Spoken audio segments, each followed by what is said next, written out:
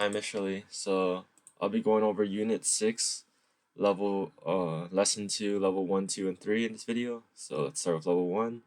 And in this level, we're trying to make it so on these four buttons, it would continuously go left or right without stopping at a certain item. And if we focus on lines 18 to 20, right top button, once we're at the end of the tops list, it should go back to index 0. And since the tops list and bottoms list each have 6 elements each, and the original showing index 0, once you go on the fifth index, 1, 2, 3, 4, 5, once you click one more, it should go back to the yellow hoodie, the original. Boom. Yes, it does. And once we go left, it should also go back to the last item on the list, top list dot length -1, and yes, it does.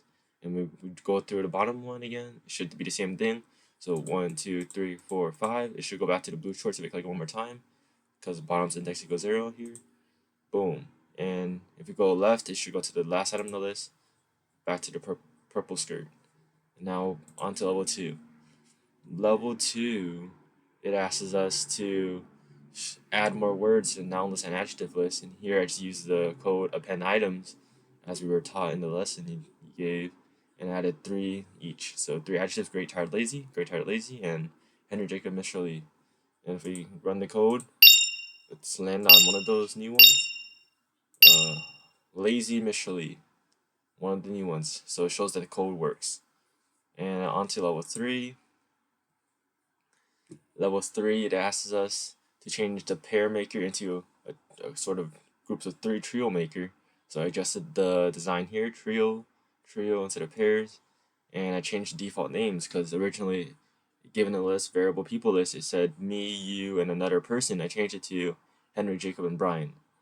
And I also changed the code to adjust for groups of 3. So if you look here in the randomly assigned button, I changed it to 2 to 3 for the length of the list for the code to work, because it wouldn't be any less, because it's a trio, so it has to be greater than 3.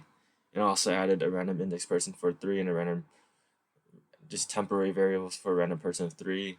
So once it gets the runs the random indexes for each, it sets the property and just shows it to the user, and I nicely formatted it, or nicely had the code here so it'd be syntaxed and it shows the user in a nice way. So if we do it, assign random trio, it's nicely formatted. I also added a feature which you asked in the Google Classroom, where once we have no more people in the list, and we try to remove a person in the list, since we have no more people, I had it so it displays a message there are no more people in the list, and I also added a go back button, because once the message appears on the screen, we must have a way for the user to go back and dabble into the original features again. So once we have no more people left in the list and we remove index equals 0, there are no more people in the list, and we just go back.